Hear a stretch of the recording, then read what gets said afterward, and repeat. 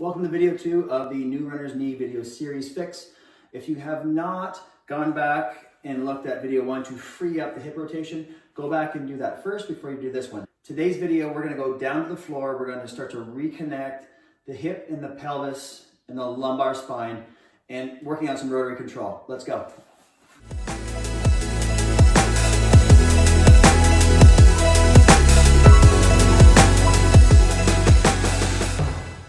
Okay, so now that we've freed up the hip with the first video, we're going to start to incorporate some rotation mobility through thorax, lumbar spine, and hips. So my favorite stretch is shin box. We're going to rotate towards the side. Okay, so we're going to the left. Keep that left hand pinned. Right hand's going to slide out. When you hit tension, you're just going to do some deep breathing and exhale. You might feel a little stretch in the shoulder, lower back, but with this top leg here, keep that knee pinned on the floor and reach back towards that wall. It will really open up the front of the hip as well as work on these spiral lines. So 3 to 5 breaths. Open that up, spin her around, rotate. And if they both feel the same, let's go lock it in. The first video we're going to do to lock everything in from the new rotation we created in our hips and our trunk, we're going to do the rotary stability dead bug. So setting the core, exhale, ribs down.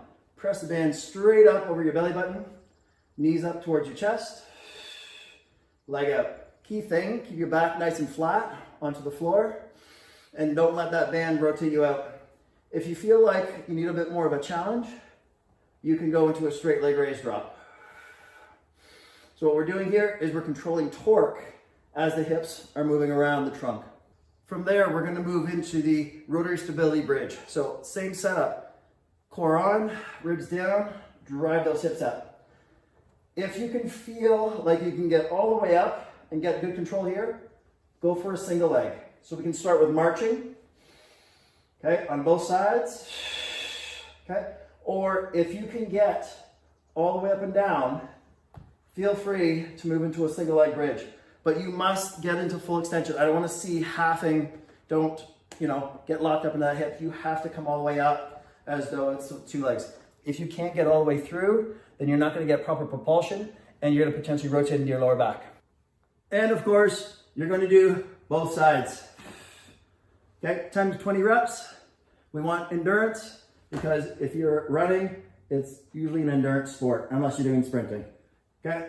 But we still need good control through the trunk and allowing those hips to move in the sagittal plane while we control rotation. Okay, and lastly, even though it's not a true anti-rotation exercise, there is rotation control involved with it. We're gonna come up into a nice little short side plank.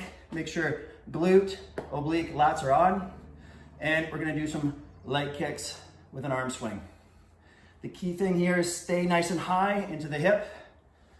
You can come up into a little bit of flexion here. That's okay, because we're getting that reciprocal extension. But when we kick through, that bottom leg is falling into extension. Okay, no rotation, or limit the amount of rotation, and stay nice and long with this. And of course, we do both sides. Nice and slow, should be able to feel the right muscles. Don't allow that TFL to kick in. If you feel TFL kicking in, that means you're not into the glute, you're not into the core system or the sling system effectively, so you need to make adjustments. I hope that was helpful. The idea is to control torque coming through. So even though rotation is happening around the joints, we want to limit the amount of rotation that actually happens to the trunk because that's considered an energy leak. And when we're running in the sagittal plane forwards and backwards, we don't want to see a lot of this. That's potential energy that could be used for propulsion. And if we're twisting around that chassis too much, then our nervous system will slow us down. So it's important that we are able to control torque to allow our limbs to move quick. Video 3 will be moving into some half kneeling, some spine stack positions. And again, getting that rotation control under control.